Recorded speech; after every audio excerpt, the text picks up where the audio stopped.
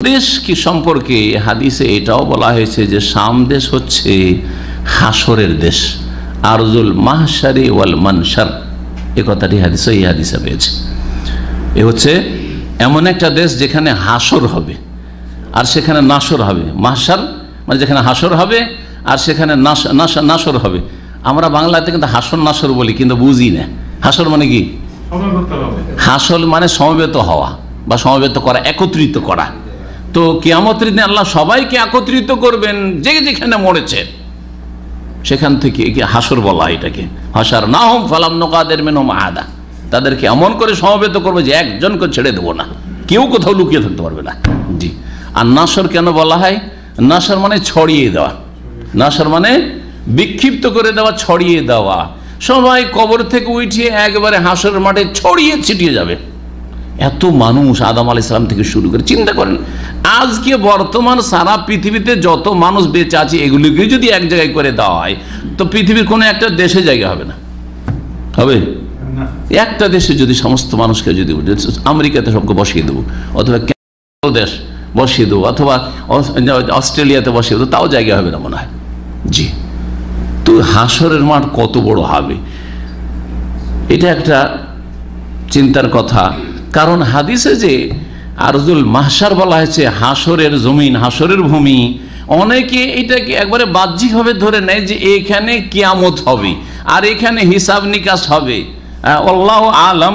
কিন্তু আমার মনে এই কথাটি ধরে না, এই কথাটি ধরে না। এটা রূপক অর্থ হইতে পারে যে, বা এটা হচ্ছে ছোট হাসর, একটা হচ্ছে ছোট হাসর, ছোট একত্রিতকরণ, আর একটা হচ্ছে বড় একত্রিতকরণ। বড় একত্রিতকরণ হবে এই জমিন ধ্বংস আল্লাহ করে দেবেন, তারপরে আর এক জমিন তৈরি করবেন, যেই জমিনে লা তারা ফিহা ইওয়াজাম ওয়ালা আমতা, যেখানে উঁচা নিচাও থাকবে না, পাহাড় পর্বতও থাকবে না, আর সবাই একে অপরকে দেখবে, একবারে সমতল ভূমি হবে। আজকের পৃথিবী কি সমতল ভূমি? হ্যাঁ, 3 ভাগের 1 ভাগ স্থল, 2 ভাগই জল, হ্যাঁ, সাগর নদী নালা। তো এইরকম হবে। জি।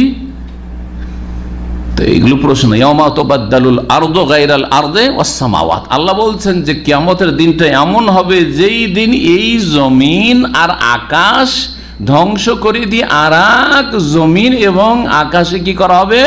রূপান্তরিত করা হবে, বদলিয়ে দেওয়া হবে।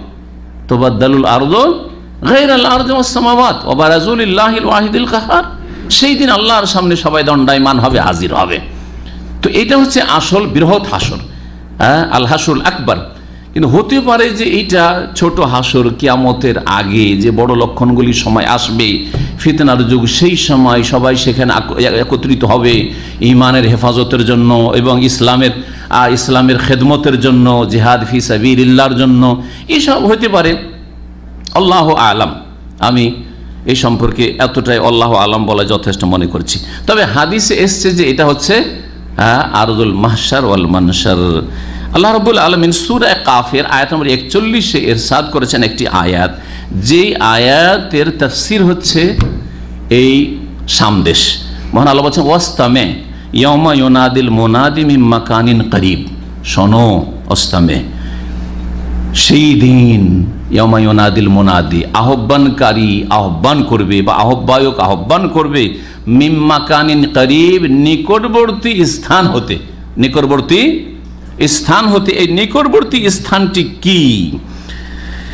এই আয়াতের তাফসীর ইবনে জারির তাবারী রাহমাতুল্লাহ আলাইহি বলছেন ওয়া যুকিরা আন্নাহু মিন বাইতুল মাকদিস। নিকটবর্তী স্থান থেকে ডাক দেওয়া হবে যে আসো আসো আসো এই হাসরের জন্য।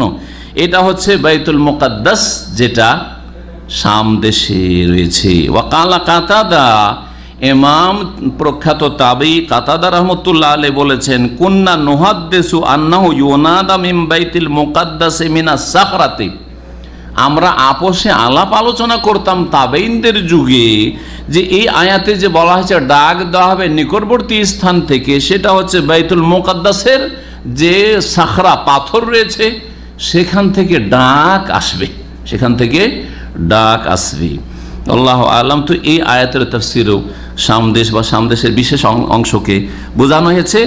আর আরজুল মাহশার আল মানশার, এই সামদেশকে যে হাসরের ভূমি বা নাসরের ভূমি বলা হয়েছে, এটা মুসনাদ আহমদে রয়েছে। আর ইবনে আসাকিরের কিতাবে রয়েছে, হাদিসটিকে আল্লামা আলবানী সহিহ বলেছেন।